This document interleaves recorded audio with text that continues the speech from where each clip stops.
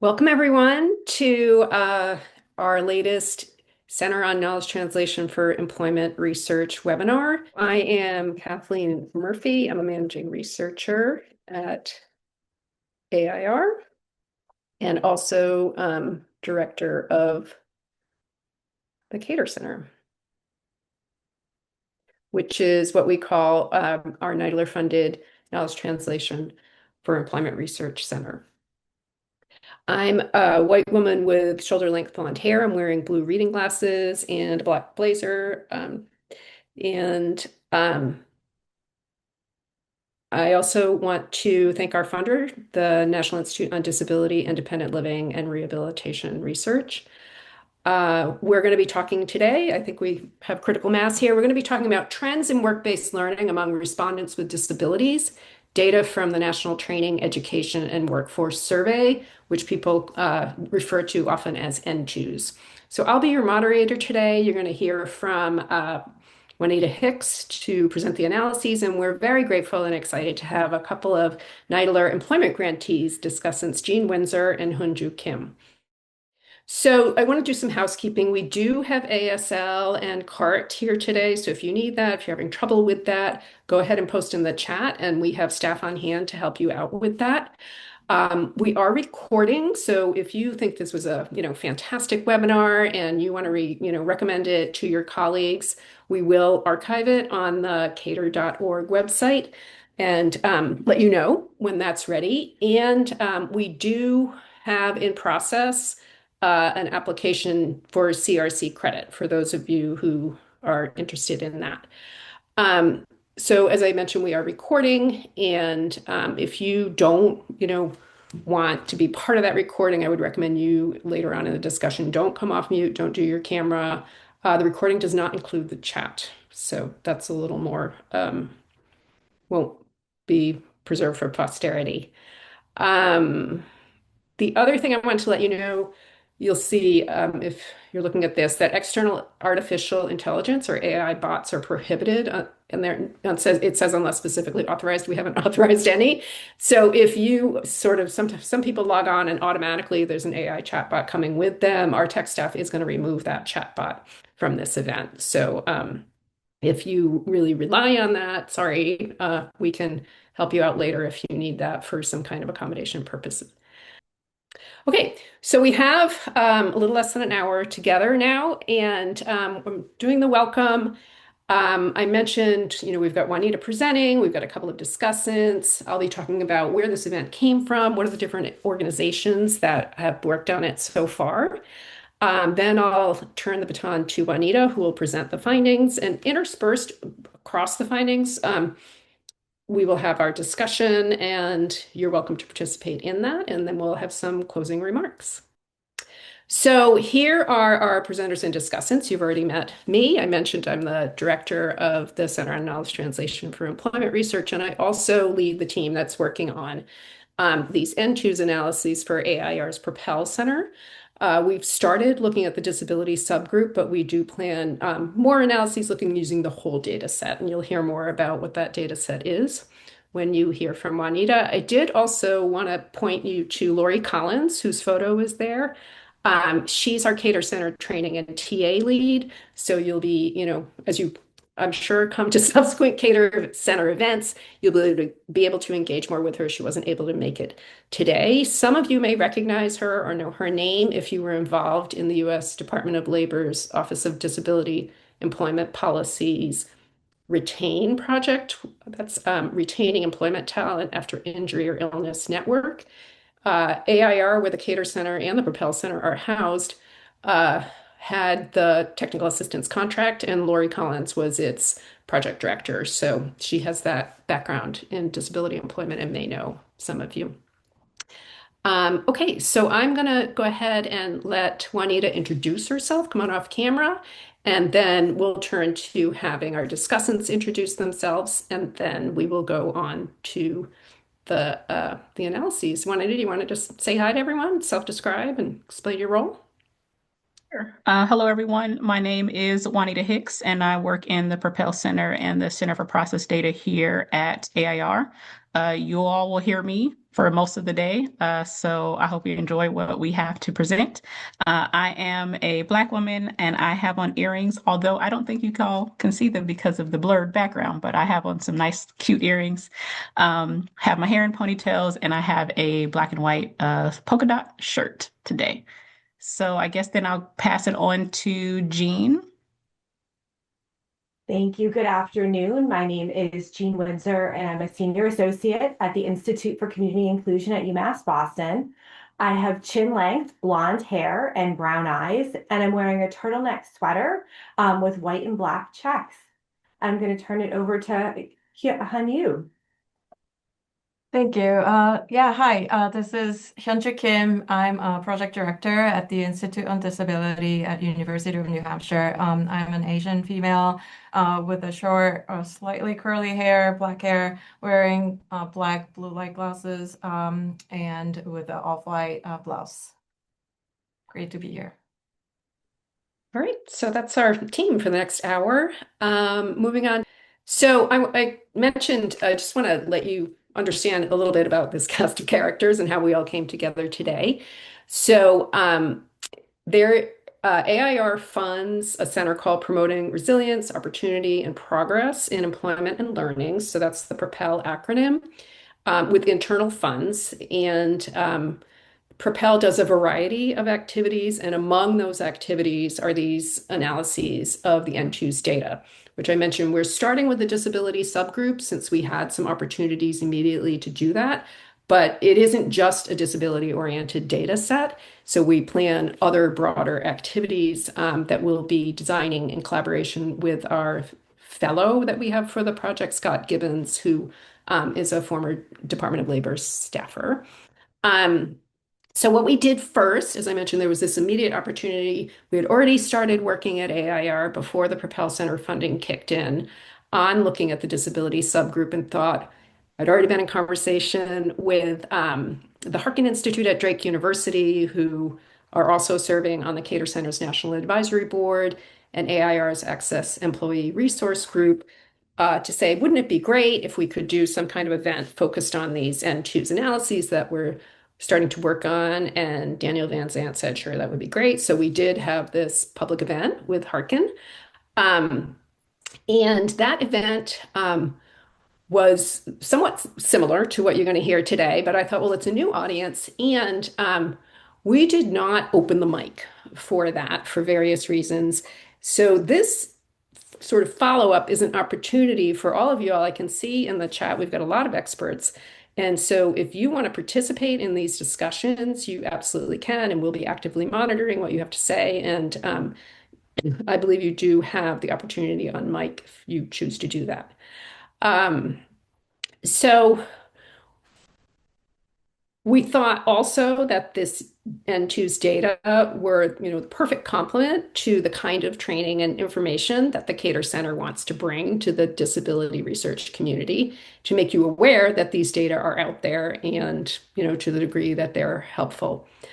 So again, big thanks to our funder, NIDLR. And as an aside, if you are a NIDLR employment grantee and you want one-on-one follow-up or technical assistance about the NTEWS or about anything related to your knowledge translation, please do feel free to email cater@air.org for anything you might need.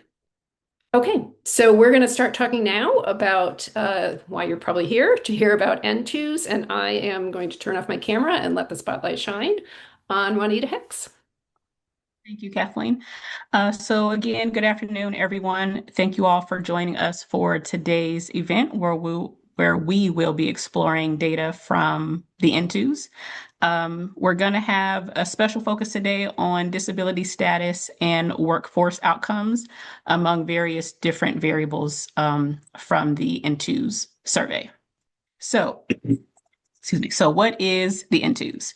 The NTEWS is a nationally representative survey of over 15,000 individuals aged 16 to 75 at the time of the NTEWS pilot, which was in 2022. The respondents were those who were not currently in high school at the time of the survey, and also included those who resided in the United States and Puerto Rico.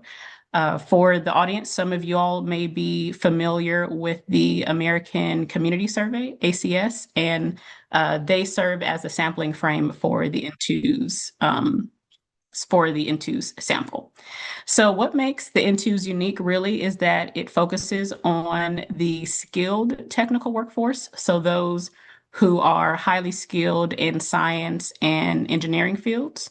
And it also focuses on capturing data on educational attainment and enrollment, non-degree credentials, which can include vocational certificates and occupational licenses, work experience programs, which include apprenticeships and internships, as well as employment and demographic characteristics of the respondents. So more about NTEWS. The NTEWS really complements two other surveys, which are the National Survey of College Graduates and the Survey of Doctorate Recipients, but then also includes new data on the workforce who may not have a bachelor's degree or higher. As I mentioned on the last slide, the data that we're going to show, or the results from the data that we're going to show right now, are from the 2022 NTEWS, which was a first cycle pilot, but the data was released in the spring of 2024. So what I really want to say about this is, although these are pilot data, they are experimental statistics, they're still very useful and valuable. While they're not official, they can still help users or those who are interested explore the usefulness of some of the variables, and also help improve the quality of future iterations of this survey or other surveys that are similar. So please just keep that in mind as we discuss some of the findings. They're not exactly official, but still very useful, hopefully leading to other discussions that we can either answer with NTEWS data or data that are similar, or in combination with other surveys. So the last thing about this part of the NTEWS, there are some pilot statistics and tables that are already published using this data, and they are available at the links that you see on the screen, which I also believe will be posted in the chat. So if you do want to explore a little bit about, for example, career and technical education or preparation for work, some information about this data is already available to the public and published on these websites. So we encourage you all to take a look if you are interested. So now we will start talking about the NTEWS disability categories and the sample before we get a little bit into the results. So given that our focus today will be on disability status, I wanted to show the disability categories that NTEWS has. So NTEWS includes 5 disability categories that measure the difficulty in seeing, hearing, walking, lifting, and cognition. And the responses to these items are either no difficulty at all, slight, moderate, severe difficulty, or completely unable to do. So about 45%, which is about 7,000 of the survey respondents, did report having some form of limitation to one of the 5 categories, which means they responded either having slight, moderate, severe difficulty, or unable to do to at least one of those 5. So if the respondents responded with one of those options, then they were included in our disability category for purposes of the results. So now we're going to get into research question 1. What we wanted to do here was explore the employment status of people with and without disabilities through several variables. And the first variable is labor force status. So before we get into a little bit of the numbers, I just want to clarify what the levels are, which are employed, unemployed, and not in labor force. So if you're employed, then you are currently working. If you are unemployed, you are not currently working, but you are looking for work. And if you are not in the labor force, then you are not currently working and also not looking for work. I just wanted to define those so that we have a clear distinction between unemployed and not in the labor force. So looking at the key findings from the labor force status, we see that there was a significant relationship between labor force status and disability status, such that employment rates were lower for people with disabilities, that is the green bar, but higher for people with disabilities who were not in the labor force. So that's sort of where we see that shift. If you look at the first two bars, the green bar is shorter, and if you look at the last two bars, the green bar is higher. And so that's where we see that slight shift for people with disabilities, where they are less likely to be employed and more likely to be not in the labor force.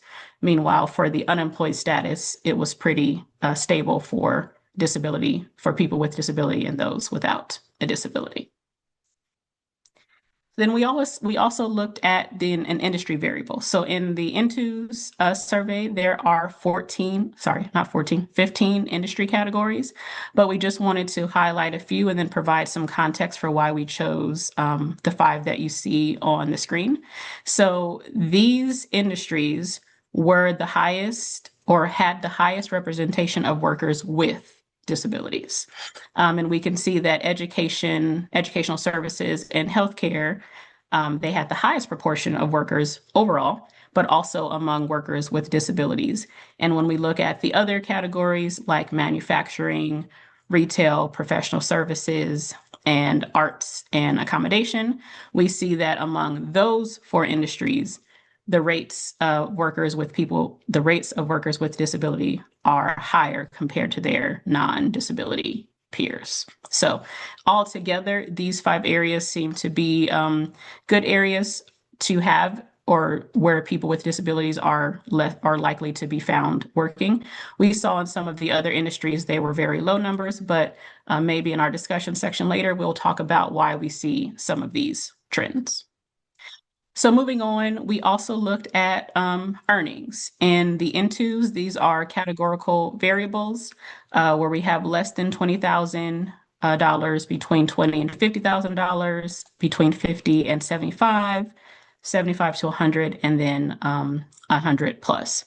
And what we saw here is that earnings generally were lower for people with disabilities. So if you look at the green bar, there is a higher concentration of people with disabilities in the 2 lowest earning categories compared to their non-disability peers. So for the past 3 slides that we looked at, these were some of the variables that we had looking at employment status. And when we reviewed or looked at these variables, we saw that the expiration of some of these variables are really important for understanding workforce participation and some of the potential barriers to participating in the workforce. So moving on to research question 2. Here is where we explored the enrollment status and educational background of those with a disability and those without a disability, again, on several variables.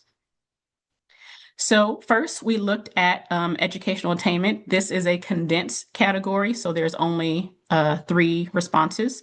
Below bachelor's, bachelor's, and above bachelor's, there is a more detailed variable that has 5 or 6 categories, but for the purpose of today's event, we're using the variable that only has 3.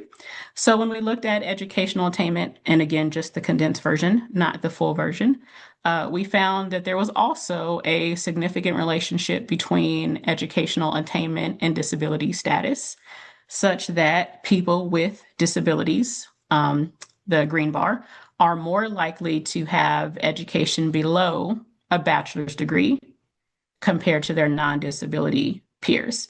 I also just want to add, in this particular response for below BA, it includes groups such as less than high school only, those who have a vocational certificate or diploma only, some college, and an associate's degree. We also wanted to look at the time, this is the current enrollment after high school of the respondents, of the NTEWS respondents. And here we saw that there wasn't much difference between those with disability and those without, such that the percentages of each of those groups are pretty similar across the response options. So regardless of disability status, both groups were less likely to be enrolled after high school. And well, sorry, were more likely to be not enrolled after high school.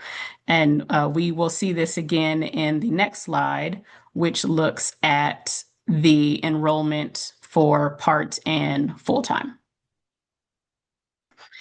So as similar, as I just said, similar to the previous slide, again, regardless of disability status, we see that the representation of those with and without a disability are pretty similar across full-time enrollment and part-time enrollment, which was very similar to what we saw for those who were just enrolled in general after high school. Then we also looked at those who were enrolled at the time, enrolled in a degree program and the different degree programs that were offered.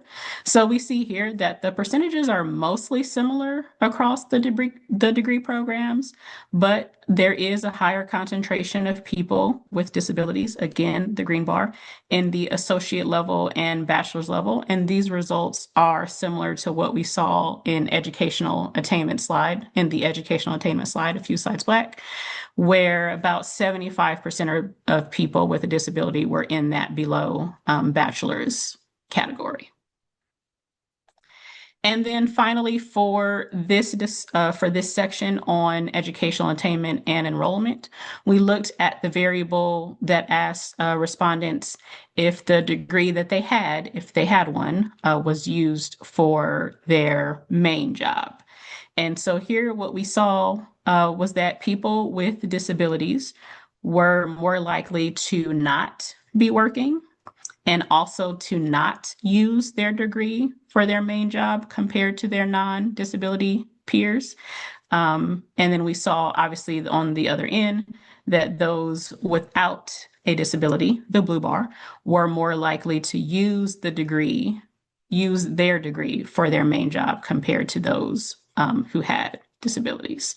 So in this particular section, when we're exploring variables related to educational attainment or enrollment in a degree program and how degrees are used for jobs, if at all, the reason why we explored a research question like this was to help us identify if there were any educational gaps or opportunities for targeted support for anyone, but specifically those with disabilities. So now we will move on to our first pause where we can have a discussion on research questions 1 and 2. So Kathleen, I believe you are up.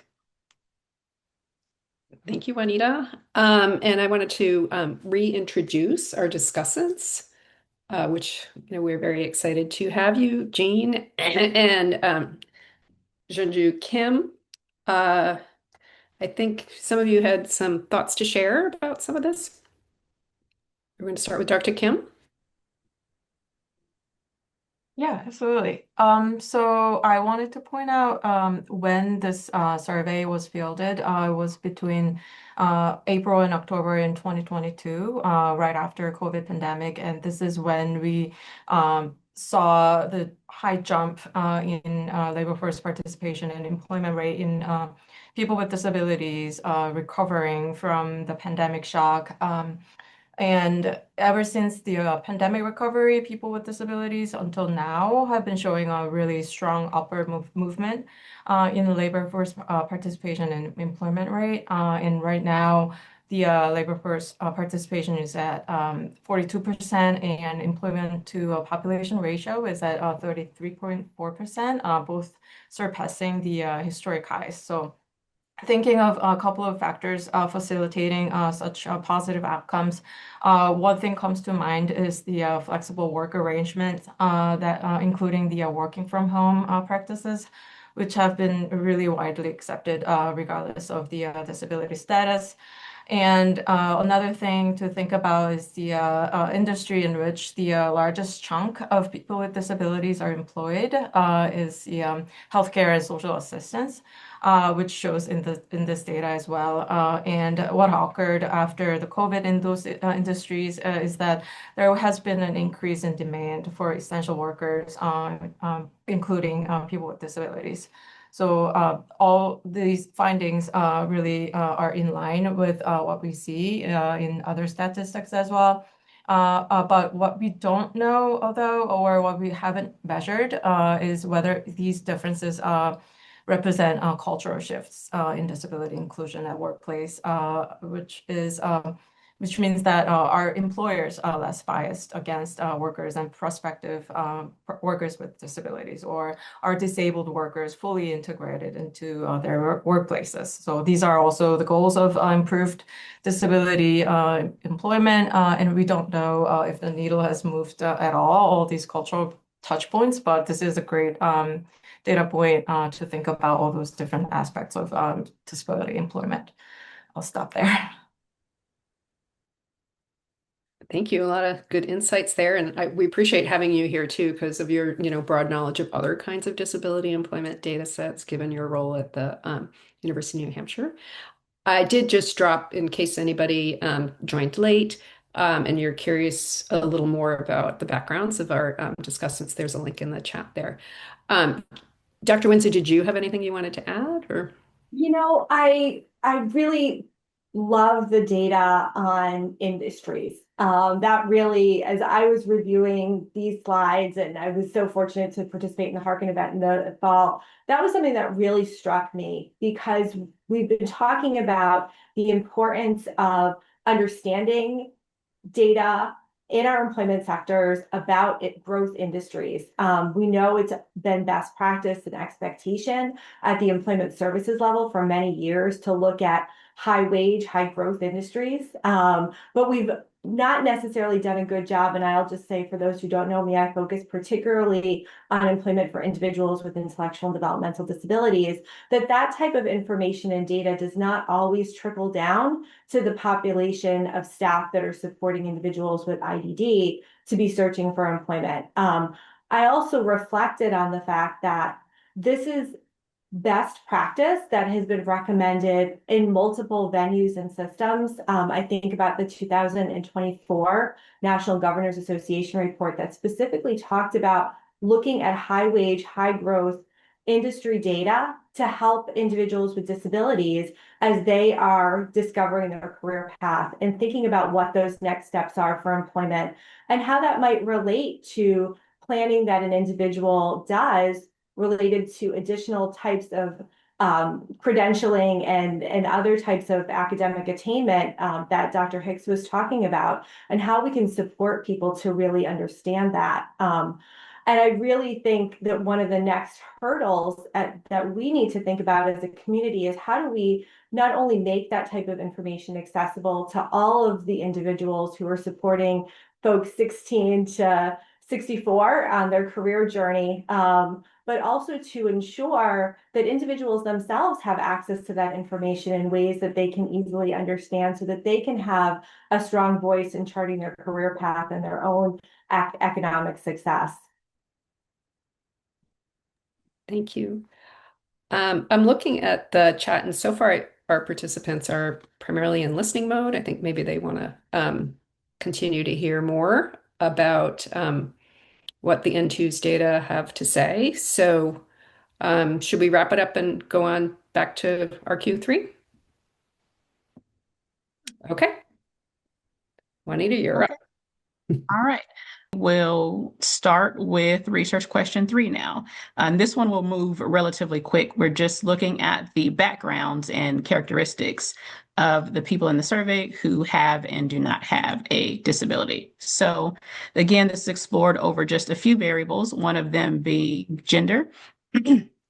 And what we see here is that, again, the distribution is pretty similar across gender, regardless of disability status. So no surprises there. I also should mention here In case you see anything here that is different than something that you have seen maybe in from results from another survey, I just want to point out that there might be slight differences based on either the definitions or the particular sample that NTEWS has. Y'all can't see it, but there's a small note there under each of the result slides.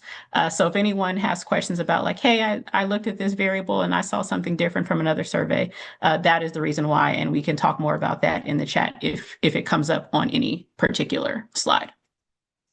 So we also looked at veteran status, again, as one of the background characteristics of people who are responding to the NTEWS. And here we see that a majority of the people, majority of the respondents, never served in the military. That's where our largest group is, regardless of disability status. But again, when looking across disability, the distribution is very similar.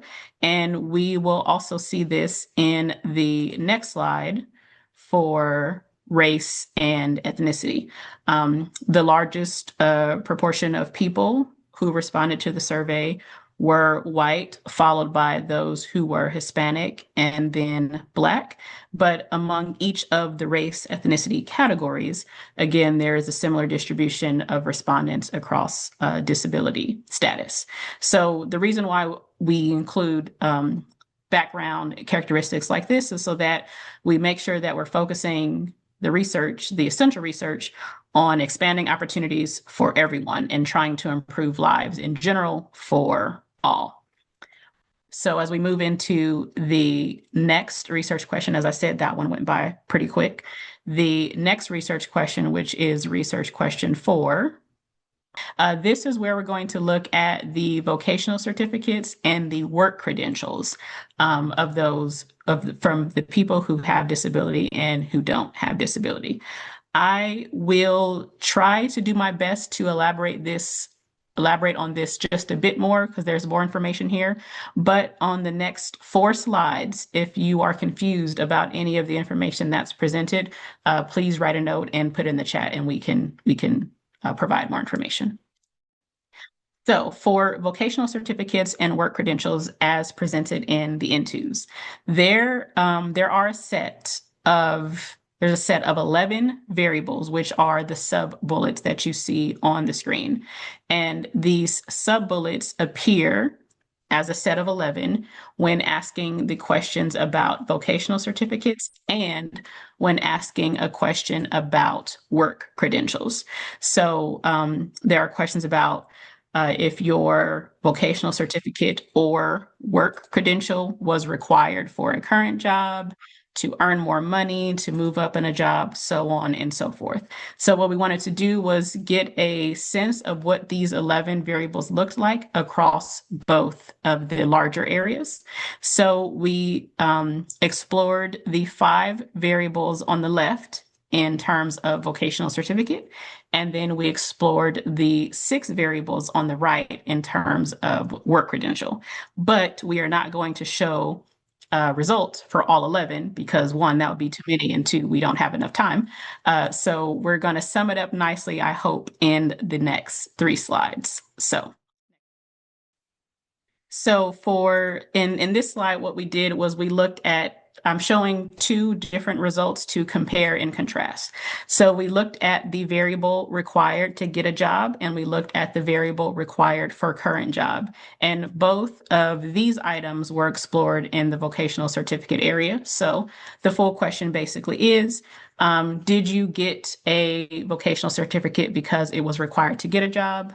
Did you get a vocational certificate because it was required for your current job? So what we really wanted to point out is that for most of the 11 variables I previously mentioned, you're going to see results similar to what you see on the right side of the slide, which is that regardless of disability status, results to either no or yes on this question are very similar. Again, that's why we're not showing all 11 slides, because they're all going to pretty much look like that. What's important, though, is that for some of the items, we see just a slight shift, and that is what you see on the left side of the screen, where in this case, those with a disability, green bar, had a higher percentage of people saying, no, we did not get a vocational certificate because it was required to get a job. But compared to their non-disability peers, which is the blue bar, we see that there is a higher proportion of those people saying, yes, we did get a vocational certificate because it was required to get a job. So although it's not very large, seeing this shift on some of these sets of 11 variables actually was really important, and we wanted to highlight those and then talk about those at the end of the next discussion section. For this variable reason, or the new or emerging field, again, this is sort of the pattern I suggested we saw for the majority of variables. Again, regardless of disability status, those with and without disabilities were similar in responding no, we did not get a vocational certificate or a work credential because it was required for this new or emerging field, or we were less likely to say yes or respond yes to this item.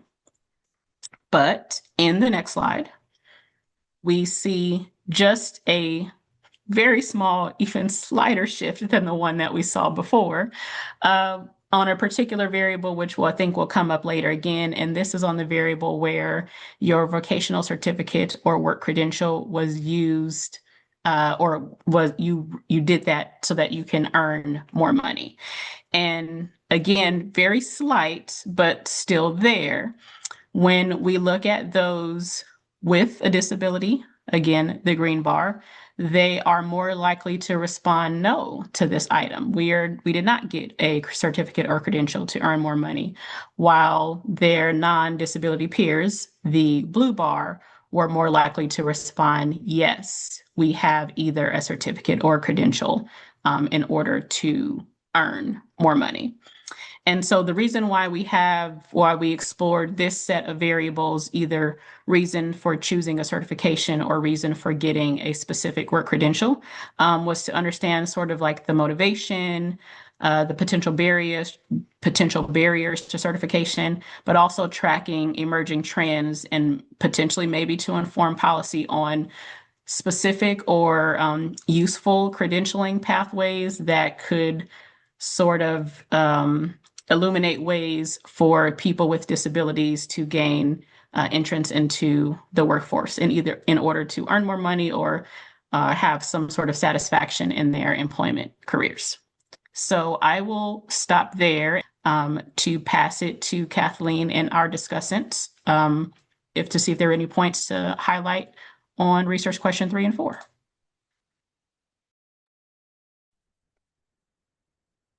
Thank you, Juanita. We do have a question I'm just going to quickly address since it's kind of a housekeeping one. Slides will be available. Yes, a lot of great information. Thank you. We will post an archive, including a 508 compliant set of slides with this information on the KTER.org website very soon. So any thoughts about what we've just been talking about? So this is Jean Windsor, and I think as I think about this, and my colleague actually, Dr. Claire Pepe, is a participant in this, and many of you might know Claire from thinkcollege.net. We've been collaborating together looking at inclusive post-secondary education for individuals with intellectual and developmental disabilities. And one of the important things that often comes out of an individual's graduation from an inclusive post-secondary education program is a certified credential. And we're looking to better understand currently in our study, what are some of the factors that not only support the individual as they've earned that credential and successfully have an industry standard that they're able to take as part of their employment journey, but are there other parts of the inclusive post-secondary education program that we know often occur within other colleges, universities, community colleges that also support individuals to be able to use that credential most effectively? And I think that that's a piece that I continue to be very interested in, because we want to see, as folks are taking these additional steps, doing more things, gaining more knowledge, are there barriers to their still being able to use those to connect with the types of jobs and employment that they want. And so I think that's a piece I'd like to continue to see research on and to better understand. Absolutely. Yeah, one thing that I'm interested in more is that, more proportion of people with disabilities reported that they didn't they got the vocational certificates to earn money. No, not they didn't say that to earn more money. Then that makes me think of some earning caps that many people with disabilities face. In order to keep their, for example, Social Security benefits, they have to keep their earnings below the substantial gainful activity.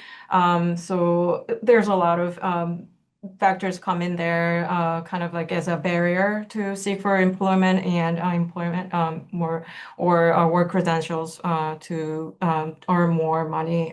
So that's one thing I would just put in your food for thought. Absolutely. And Robin Brandt from Oregon's Vocational Rehabilitation is sharing a resource there in the chat. It's an article, or commentary by Brookings. The credential boom is here, but which ones actually help workers? And of course, one reason why this data set is so interesting right now is because of, you know, the employment field overall, not just for people with disabilities, is really starting to look at credentials, and the federal administration has particular interest in options for career advancement outside of traditional university settings. Robin, did you want to say anything about that, or you're just sharing?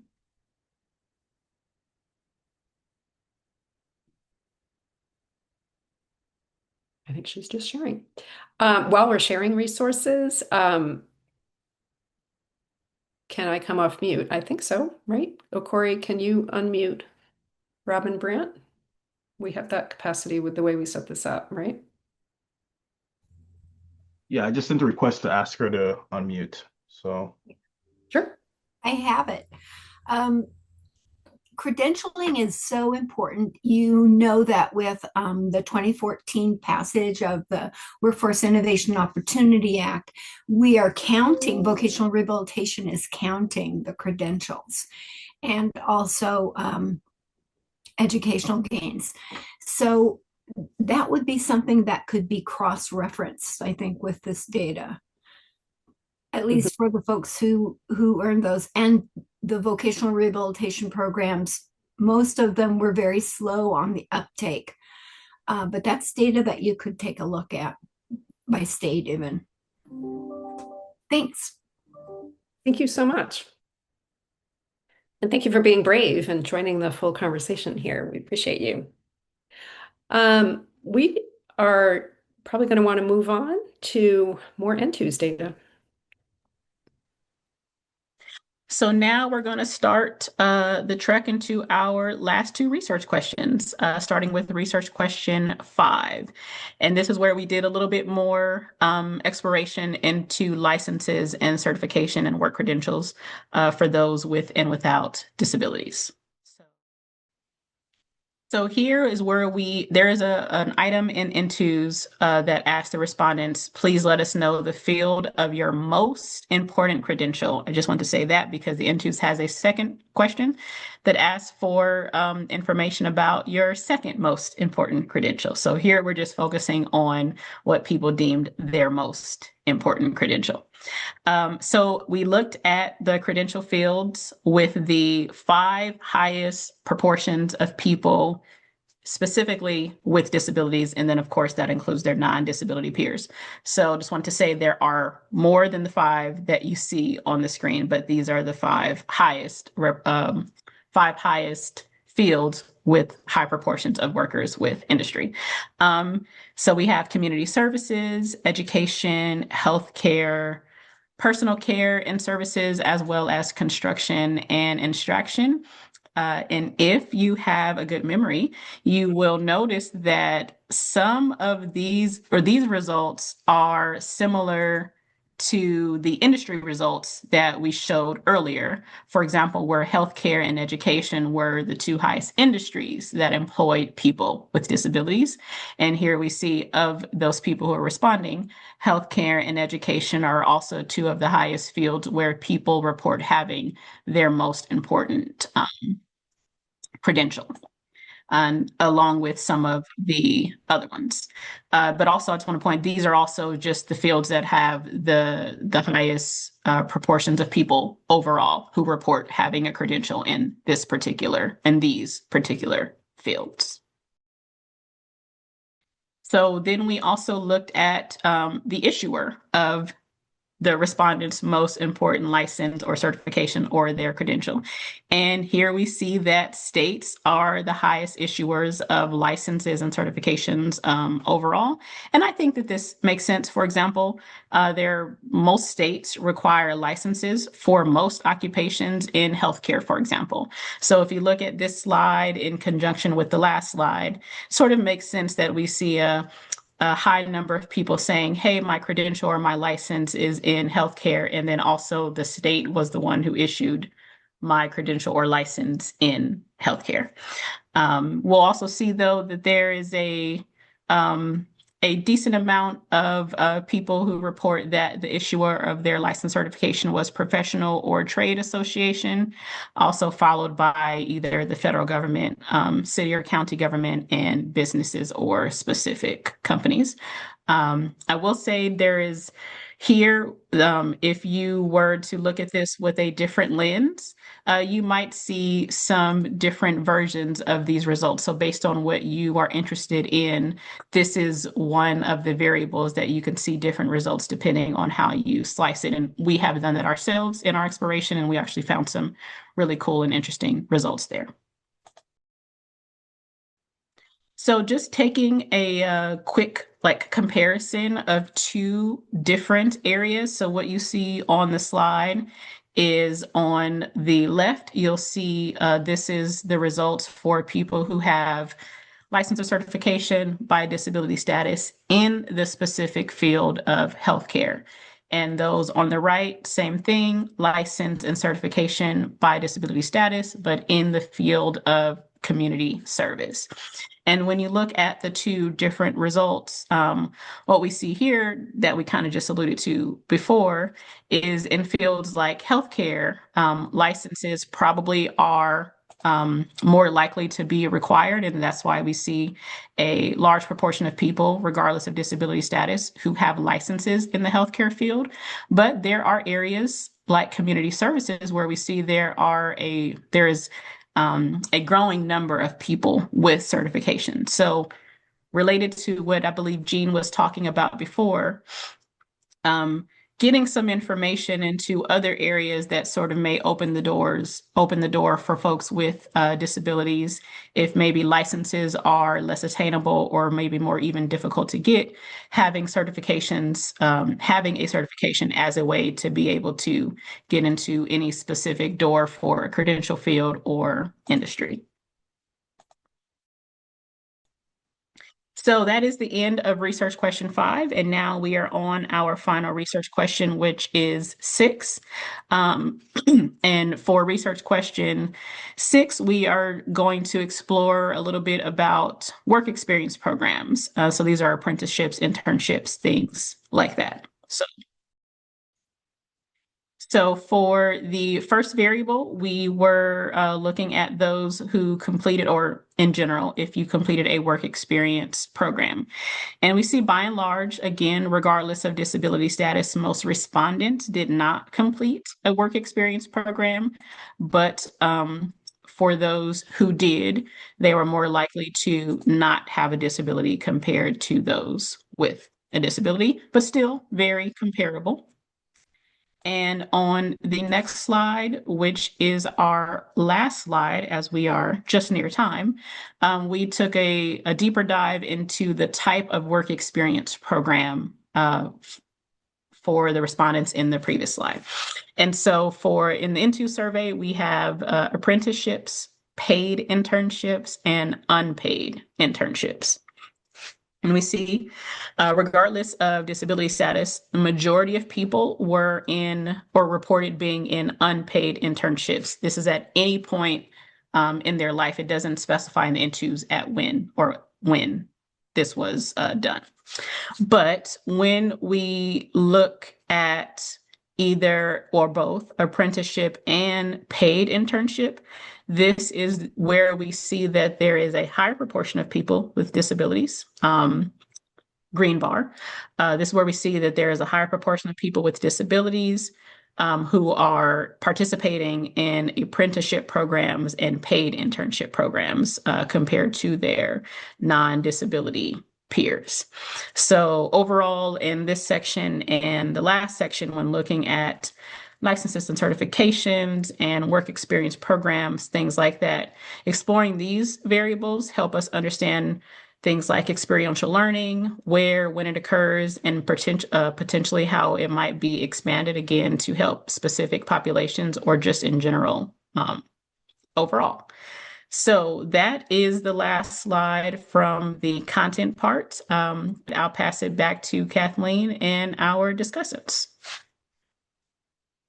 Great. Well, thank you so much, Juanita. And we're excited to hear any comments you might have. I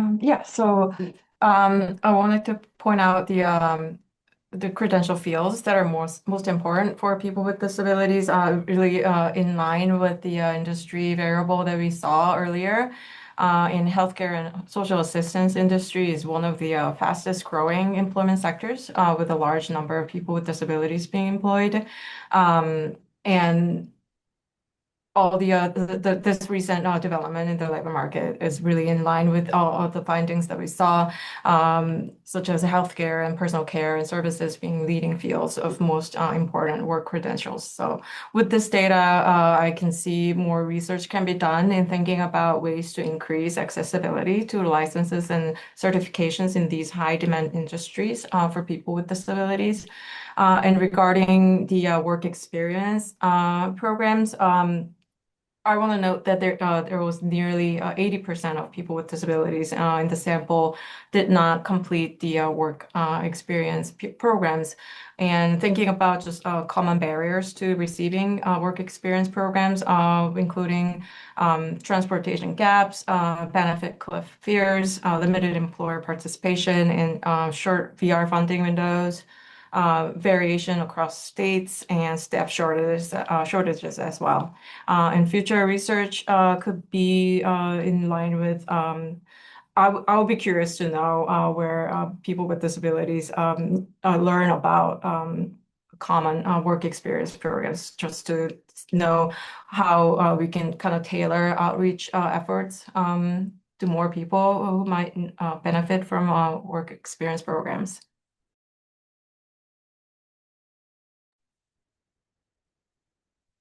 Dr. Windsor, did you have anything you wanted to add? I just wanted to comment on Robin's comment in the chat about apprenticeships being notorious for not including people with disabilities. And, one of the things that I think all parts of our field have tried to do is ensure that there is high quality knowledge and myth busting opportunities out there for businesses and organizations and professional entities that offer not only apprenticeships, but paid and unpaid internships. And I think that's a piece that we need to continue to come back to and refresh within our communities. What are those new and emerging strategies that we can continue to refine as we are doing outreach to businesses to help dispel some of those myths, as well as support individuals who might need more support and assistance in accessing apprenticeships as well as unpaid assistantships. And I think that's where I'm going to end.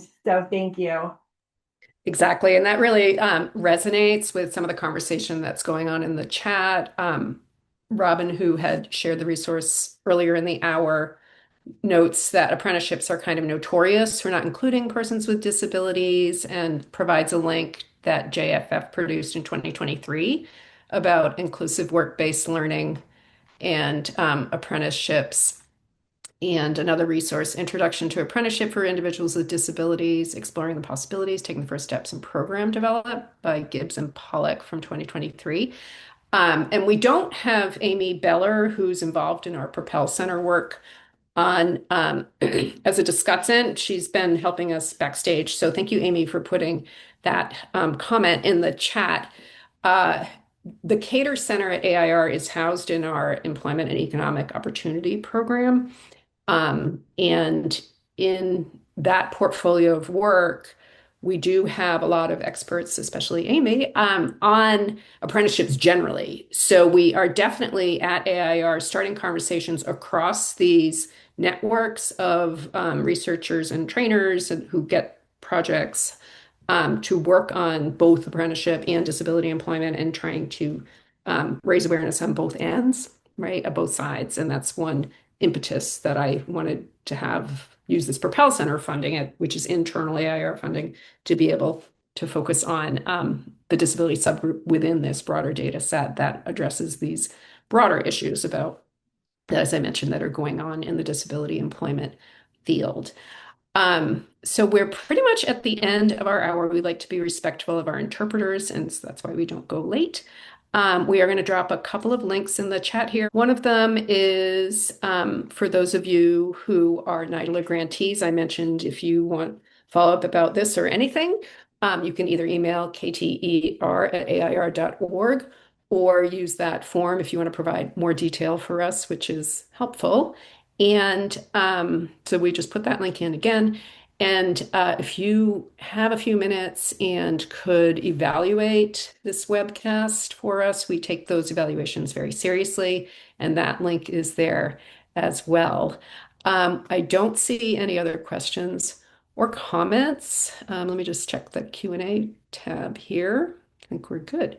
One, if you want to dare to try in the last minute or so. Okay. Christopher McLaren. Oh, sure. Yep.